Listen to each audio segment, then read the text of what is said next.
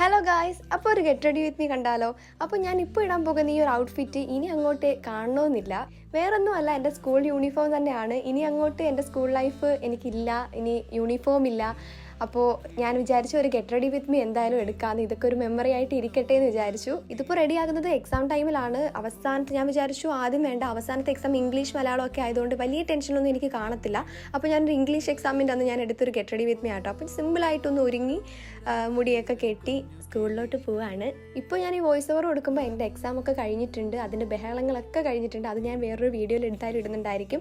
അപ്പോൾ എൻ്റെ identity card, coat, എൻ്റെ ഡ്രസ്സൊക്കെ അങ്ങനെ ഒന്ന് കണ്ടോളൂ. ശരിക്കും പറഞ്ഞാൽ ഇത് പറയുമ്പോൾ തന്നെ നല്ല വിഷമമുണ്ട്. പേഴ്സണലി എനിക്ക് യൂണിഫോമിനോട് ഭയങ്കര ഇഷ്ടമാട്ടോ. എനിക്ക് കളർ ഡ്രസ്സ് സ്കൂളിൽ ഇടുന്നതിനേക്കാളും യൂണിഫോം ഇട്ടുകൊണ്ട് ഭയങ്കര ഇഷ്ടമുള്ള ഒരാളാണ്.